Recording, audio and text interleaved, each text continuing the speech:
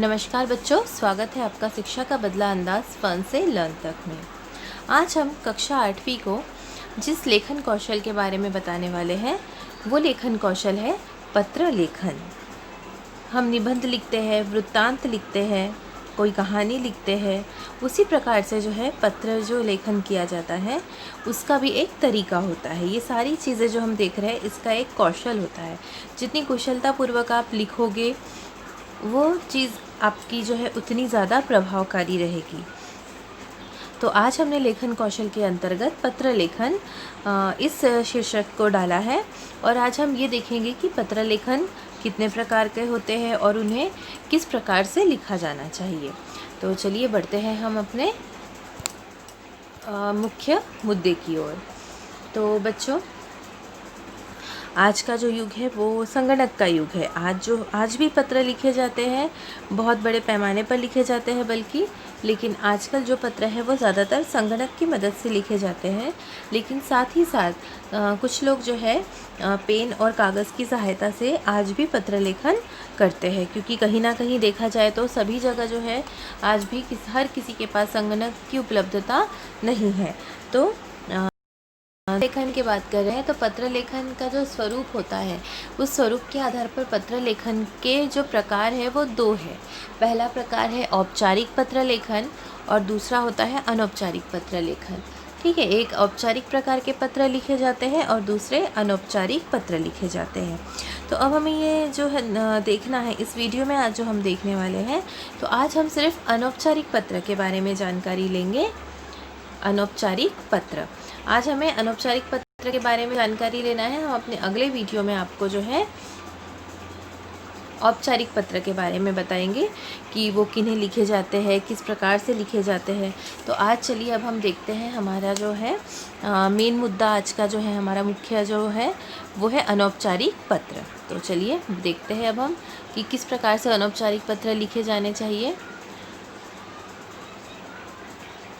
अनौपचारिक पत्र के प्रकार, तो किस प्रकार से लिखे जाने के पहले हमें ये जान लेना ज़रूरी है कि अनौपचारिक पत्र होते क्या है, ये किन्हें लिखे जाते हैं और किन वजहों से लिखे जाते हैं, किस कारणों से लिखे जाते हैं। तो यहाँ पर जो है अब हम देखेंगे कि सबसे पहले हमें देखना है कि अनौपचारिक पत्र जो होते हैं उन्हें किन पत्रों को अनौपचारिक पत्र के अंतर्गत रखा जाता है। तो वो है मित्रों को, माता पिता को और अन्य संबंधियों को। तो जो हम इन्हें पत्र लिखते हैं वो हमारे अनौपचारिक पत्र कहे जाते हैं। अब ये पत्र किस कारण से लिखे जाते हैं, तो किसी को बधाई देना हो, परिवार में कोई खुशी आई हो, किसी को कोई शुभकामना देनी हो, निमंत्रण देना हो, कोई विशेष दूसरा कोई अवसर हो, सांत्वना देनी हो, किसी के साथ दुख बांटना हो, किसी प्रकार की किसी को कोई जानकारी देना हो या कोई सलाह देना हो। तो आदि वजह से जो है ये हम अपने मित्रों को या माता पिता को या अन्य संबंधियों को हम पत्र लेखन करते हैं। तो ये रहे अनौपचारिक पत्र किसे कहेंगे, किन्हें लिखे जाते हैं और वो किन वजहों से लिखे जाते हैं, ये हमने यहाँ पर देखा है। तो ये अनौपचारिक पत्र की जो प्रकार है, बधाई पत्र, शुभकामना पत्र, निमंत्रण पत्र, विशेष अवसरों पर लिखे गए पत्र, सांत्वना पत्र, किसी प्रकार की जानकारी देने के लिए या कोई सलाह आदि देने के लिए। तो ये रहे इसके प्रकार। अब देखिए क्या कहा गया है, अनौपचारिक पत्र की प्रशस्ति। क्या होता है अनौपचारिक पत्र की प्रशस्ति, मतलब जो आरंभ में हम जो आदरपूर्वक शब्द लिखते हैं जो वो है हमारे प्रशस्ति के शब्द, फिर अभिवादन करते हैं हम, फिर जो है पत्र का समाप्ति भी करते हैं। तो वो किन शब्दों से करनी चाहिए, तो उसके आधार पर जो है बच्चों हमें ये देखना है कि हम पत्र अपने बड़ों को लिख रहे हैं या छोटों को लिख रहे हैं या हम अपने बराबर की उम्र वालों को लिख रहे हैं। तो जब यदि हम जो अभी पहला देखने वाले हैं वो है अपने से बड़े आदरणीय संबंधियों के लिए। तो जब हम अपने से बड़ों को पत्र लिखते हैं तो उसकी शुरुआत में आपको जो है संबोधन जो करना है वो इस प्रकार से करना है, या तो आदरणीय या पूजनीय या पूज्य या श्रद्धेय। जैसे मान लीजिए अगर हम अपनी माता को पत्र लिख रहे हैं तो हम क्या करेंगे,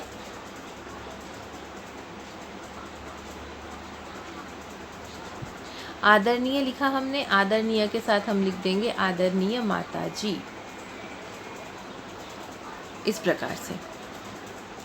और मान लीजिए कि आप जो है अपने दादा दादी को पत्र लिख रहे हैं, तो हमने मान लीजिए हमने ले लिया पूजनीय, तो हम पूजनीय के साथ क्या लगा देंगे, पूजनीय दादाजी या पूजनीय दादी जी या पूजनीय पिताजी। इस प्रकार से बच्चों इसमें से आपको ज़रूरी नहीं है कि आपको दादाजी को लिख रहे हैं तो आप पूजनीय ही लिखोगे, पूज्य भी लिख सकते हो, श्रद्धेय भी लिख सकते हो, आदरणीय भी लिख सकते हो। तो इस प्रकार से जो है बच्चों आपको पहले ये संबोधन करके आप जिन्हें पत्र लिख रहे हो उनके बारे में यहाँ पर लिखना है। माताजी है तो माताजी, पिताजी है तो पिताजी, दादा दादी है तो उनके बारे में, चाचा चाची है उनके बारे में, मामा मामी है उनके बारे में, यानी आप जिन्हें भी पत्र लिख रहे हो आदरणीय पूजनीय के साथ आपको इन शब्दों को जो संबोधित करते हो आप उन्हें जिन भी नाम से, वो आपको लिखना है। वो है हमारा संबोधन।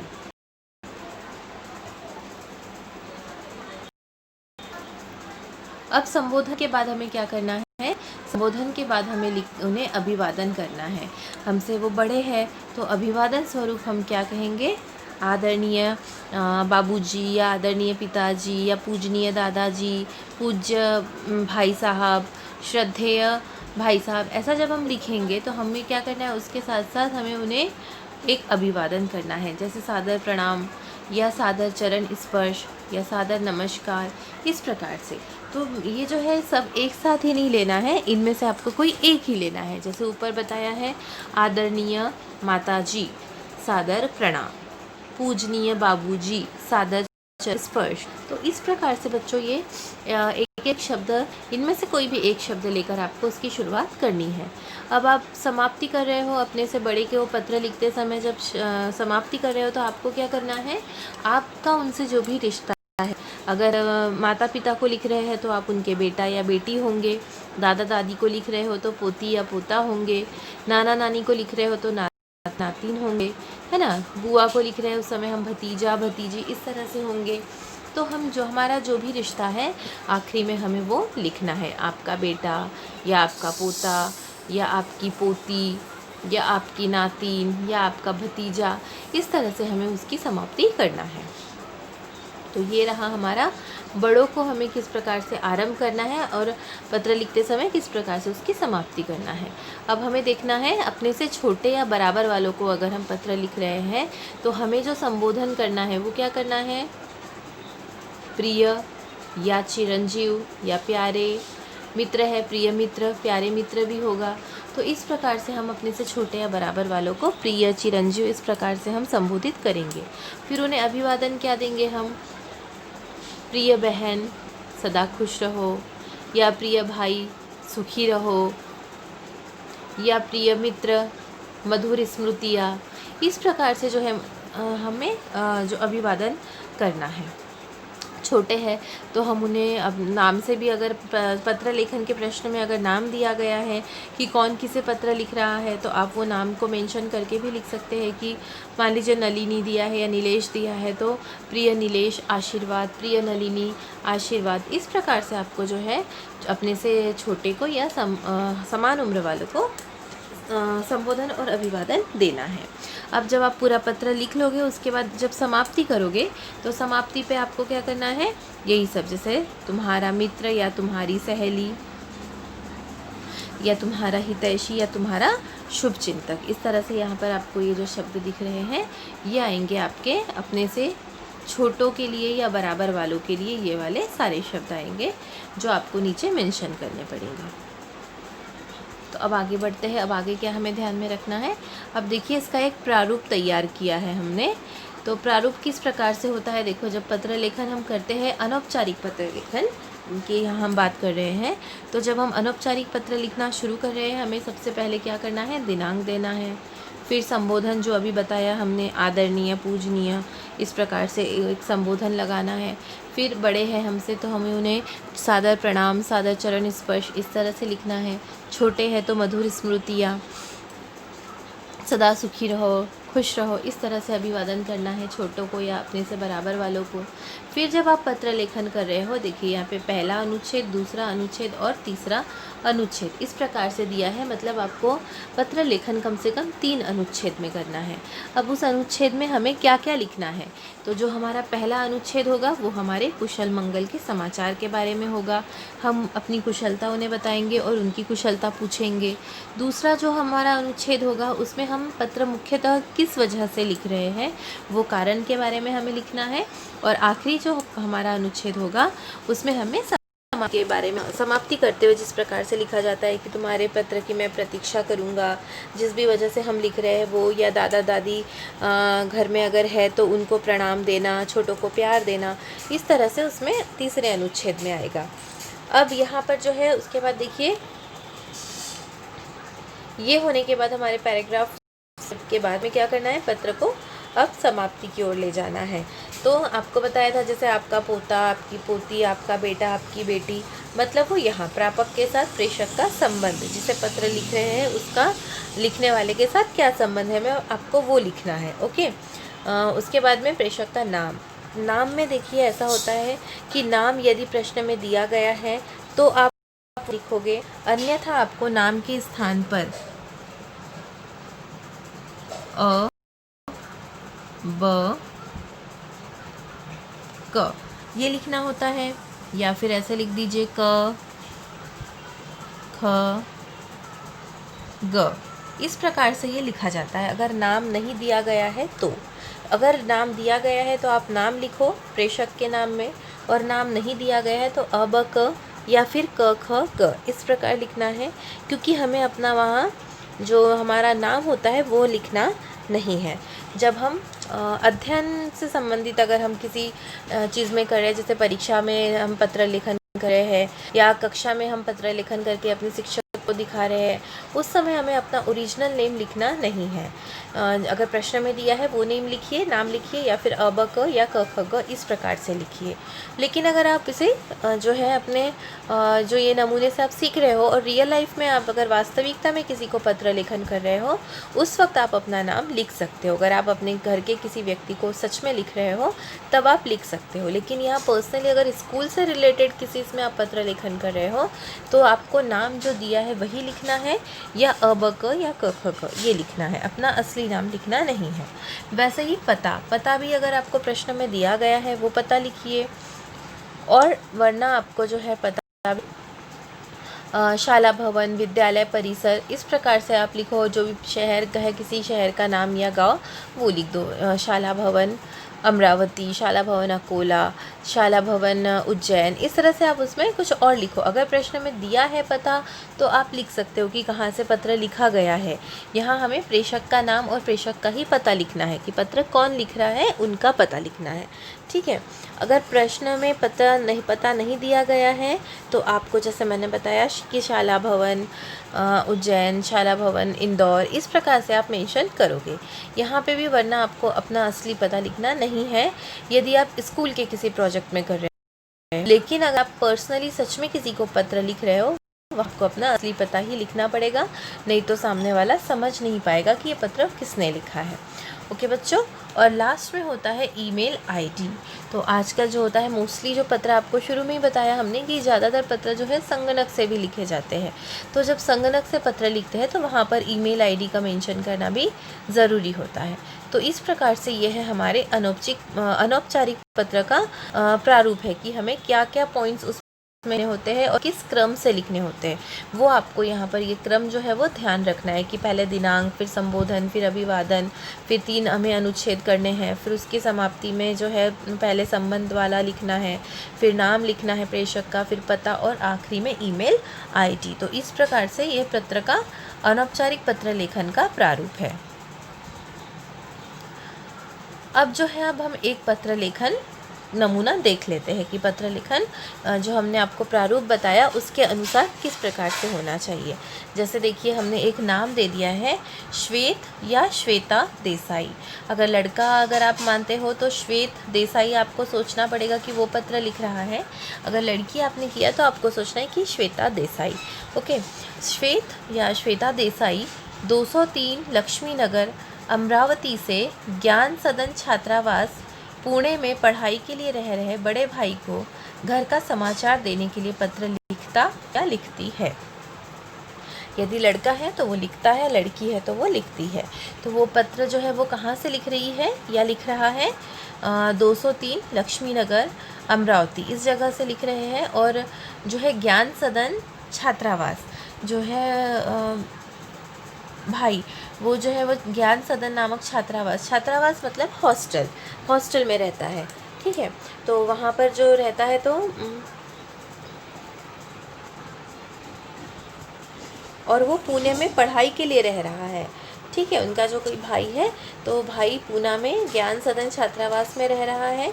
तो भाई को घर का समाचार देने के लिए अमरावती से जो है श्वेता देसाई ये उसे घर के हालचाल को देने के लिए पत्र लिख रही है या लिख रहा है। तो अब पत्र हमें प्रारूप के अनुसार कैसे लिखना है, अब हम आगे वो देखेंगे।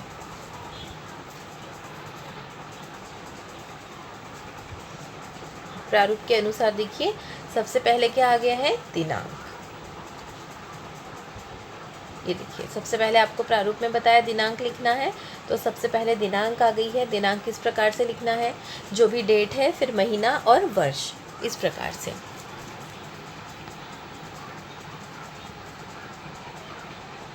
दिनांक के बाद जो है आपको संबोधन करना है। आप किसे पत्र लिख रहे हैं? यहाँ पे बड़े भाई को कहा गया है लिखने, इसलिए हमने लिया है पूज्य भैया।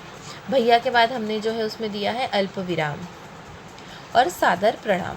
इसके बाद आपको पूर्ण विराम लगाना है। तो आपको ये जो विराम चिन्ह है इसकी ओर भी थोड़ा ध्यान रखना है। अब हमारा अनुच्छेद शुरू हुआ, जिसमें हमारा पहला अनुच्छेद क्या बताया है प्रारूप में? आपको कुशल मंगल का अनुच्छेद लिखना है।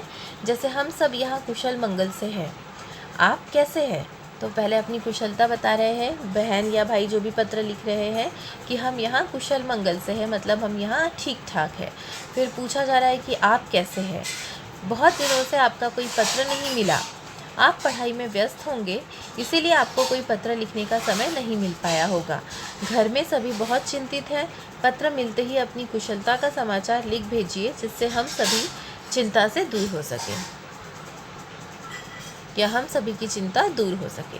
तो इस प्रकार से यहाँ कुशल मंगल को दर्शाते हुए, और उन भाई का पत्र नहीं आया है तो उसके बारे में किस प्रकार से इन्हें चिंता है वो बताते हुए यहाँ पर पहला अनुच्छेद लिखा गया है। अब हम देखते हैं इसका दूसरा अनुच्छेद। दूसरे अनुच्छेद में जैसे कि आपको बताया गया है कि हमारा जिस वजह से हम पत्र लिख रहे हैं वो चीज़ इसमें आएगी। जैसे यहाँ प्रश्न में दिया गया है कि भाई को घर का समाचार देने के लिए पत्र लेखन करना है।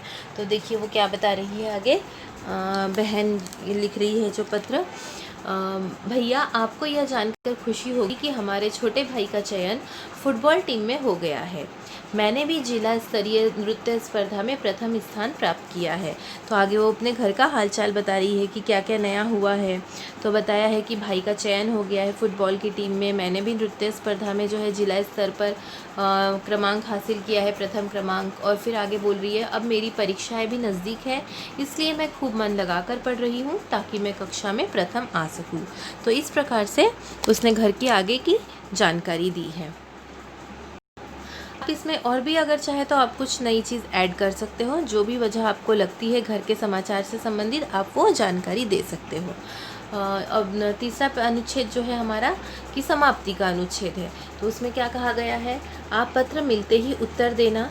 दादा दादी मम्मी पापा की तरफ से आपको ढेर सारा स्नेह और आशीर्वाद, मेरे और छोटे भाई की तरफ से भी ढेर सारा प्यार। तो इस प्रकार से आखिरी के अनुच्छेद में इस प्रकार से लिखा जाना चाहिए जब हम अनौपचारिक पत्र लिख रहे हैं। अगर हमसे बड़े हैं तो, है ना, तो हमसे बड़े हैं तो हमने अपने बड़ों की तरफ क्या दिया है? देखो, मम्मी पापा दादा दादी की तरफ से क्या दिया है? भाई तो छोटा हुआ है ना, मम्मी पापा के लिए छोटा हुआ, उनका बेटा जो है दादा दादी का पोता है, छोटा है, तो इसलिए उन्होंने क्या दिया है? अपना ढेर सारा स्नेह और आशीर्वाद दिया है। और वही जब आप छोटे पत्र लिख रहे हो तो उन्होंने अपनी तरफ से क्या दिया है? भाई को प्यार दिया है। तो इस प्रकार से होता है बच्चों ये अनौपचारिक पत्र का जो अनुच्छेद लेखन किया है हमने 3 भाग में, ये हुआ।